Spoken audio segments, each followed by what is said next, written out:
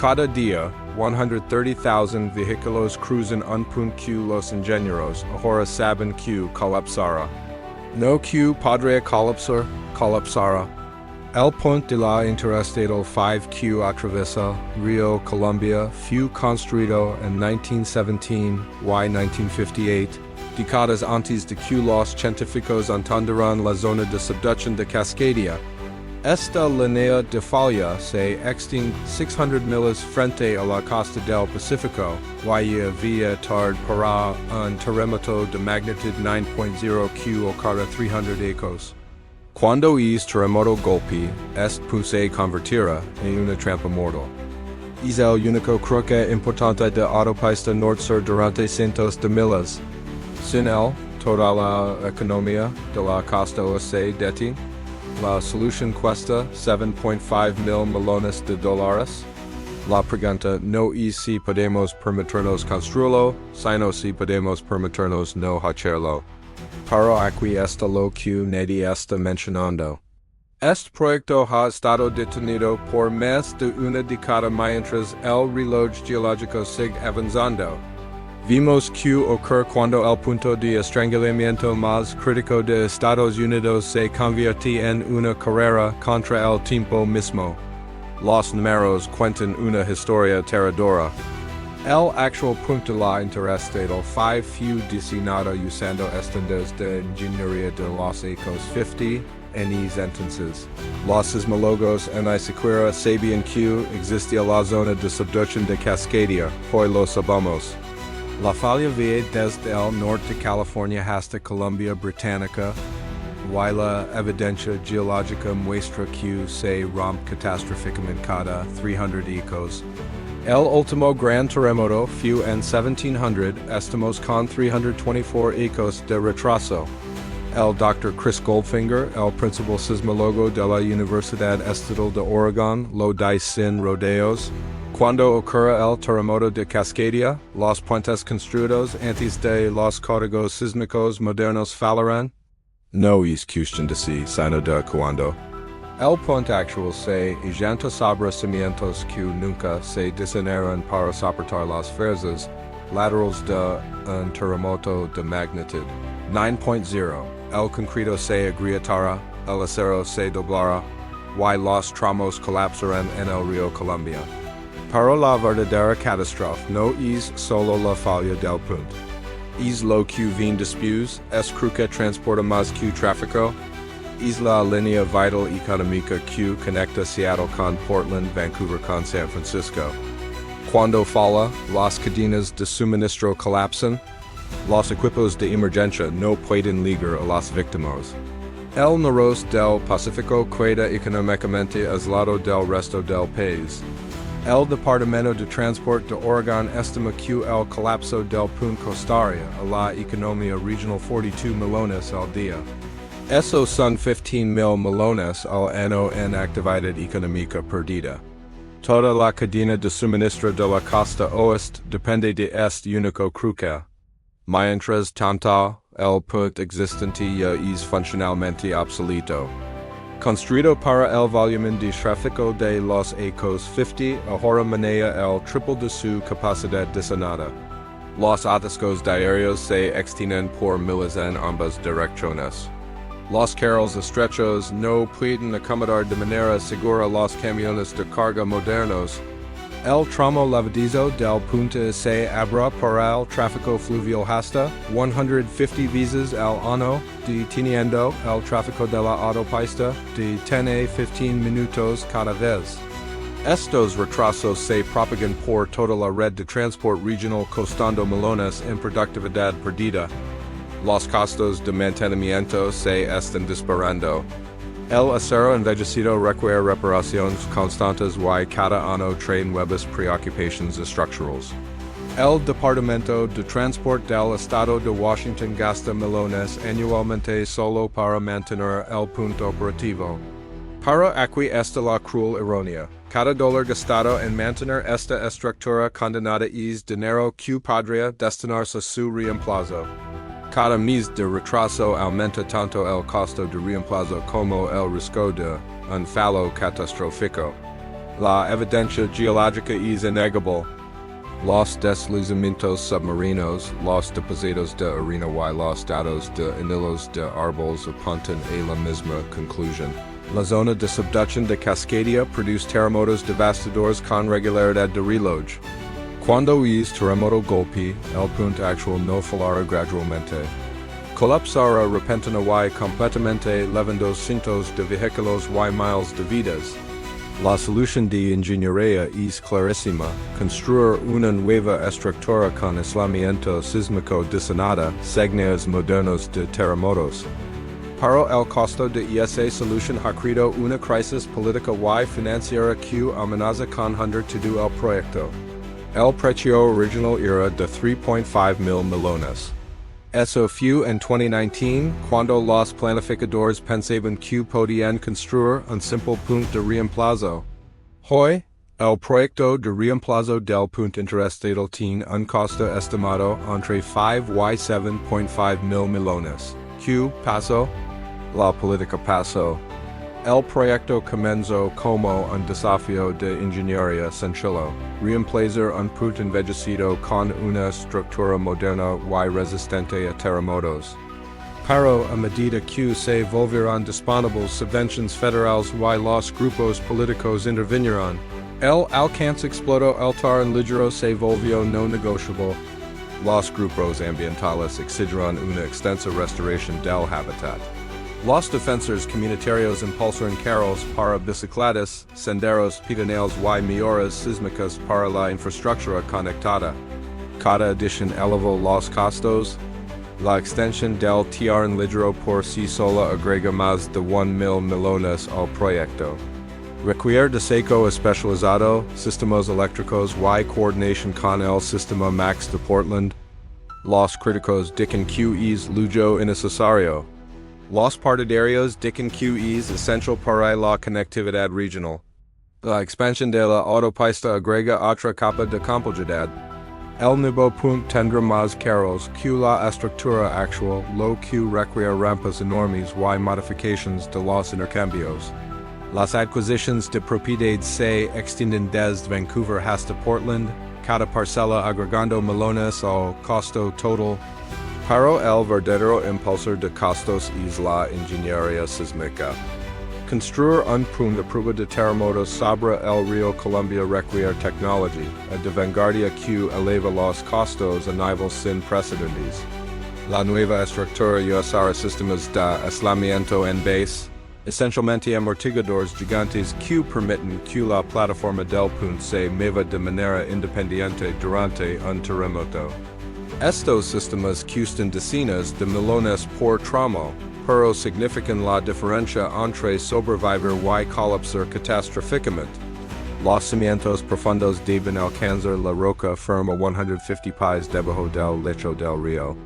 Cada pilar requiere perforación especializada y miles de toneladas de concreto reforzado. Las tolerancias de ingeniería se miden en milímetros, no pulgadas. La financiación federal proporciona la mayor parte del financiamiento del proyecto. La ley de inversión en infraestructura asignó 1.5 mil millones específicamente para este punto.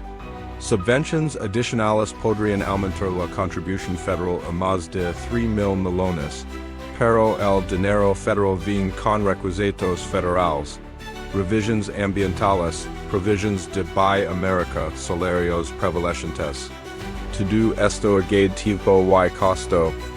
Oregon y Washington han comprometido cada uno más de 1.000 millones en fondos estatales. Ambos estados han autorizado pagas para generar ingresos adicionales, potencialmente recaudando entre 1.2 y 1.6 mil millones durante la vida del punto. El sistema de PGN se requiere sensores electrónicos, cámaras de complemento y sistemas de facturación, agregando millones y los costos iniciales mientras permite ingresos a largo plazo. La coordinación política entre dos estados, múltiples agencias federales y docenas de jurisdicciones locales genera retrasos constantes. Cada interesado tiene poder de veto y cada retraso aumenta los costos. La senadora Patty Murray aseguró apropiaciones federales, pero advirtió que los retrasos podrían poner en riesgo el financiamiento futuro. El senador Ron Wyden expresó preocupaciones similares enfatizando que la paciencia federal no es infinita. El proceso de revisión de la Guardia Costera agrega otra capa de incertidumbre. El nuevo diseño elimina el puente levadizo, reduciendo la altura libre para el tráfico fluvial en 60 pies. Si los intereses marítimos prevalecen, agrega un tramo móvil podría aumentar los costos en más de 400 millones. Los administradores del proyecto estiman que cada año de retraso agrega 200 millones al costo final. Los contribuyentes de Oregon y Washington pagarán mucho después de su finalización. Y aún así, la alternativa es impensable. El análisis económico muestra que la falla del puente costaría más de 15,000 millones anuales a la economía regional. El proyecto de reemplazo, por caro QC, se paga solo en pérdidas económicas evitadas durante el primer año de operación.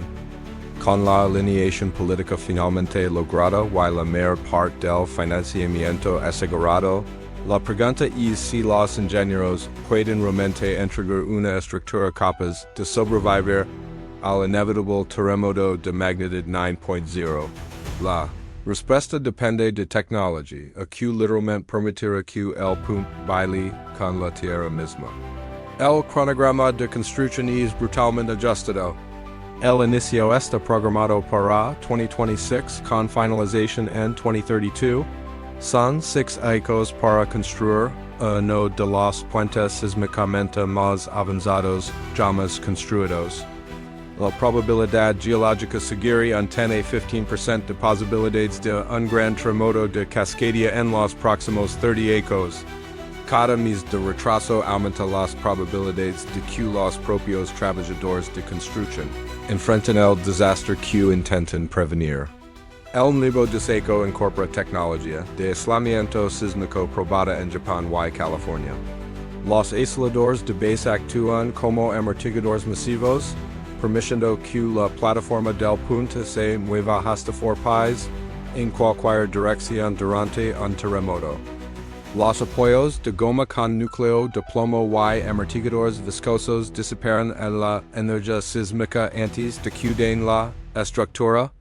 Estos sistemas cuestan millones por tramo, pero transforman el puente de una estructura rígida que lucha contra el movimiento sísmico en una flexible que se mueve con el trabajo de cimentación es el mayor desafío.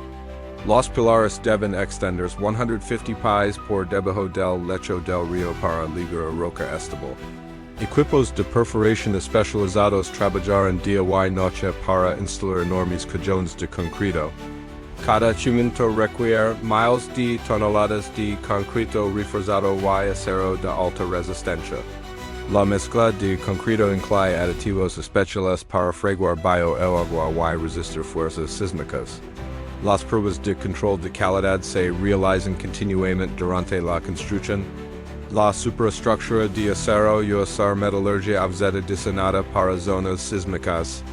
Conexiones resistentes a momento y details ductiles permiten que la estructura se doble sin romperse durante el movimiento sísmico. La secuencia de construcción es crítica al construir sobre un canal de navegación activo. El tráfico fluvial no puede detenerse durante 6 años, por lo que los constructores deben trabajar alrededor de embarcaciones comerciales.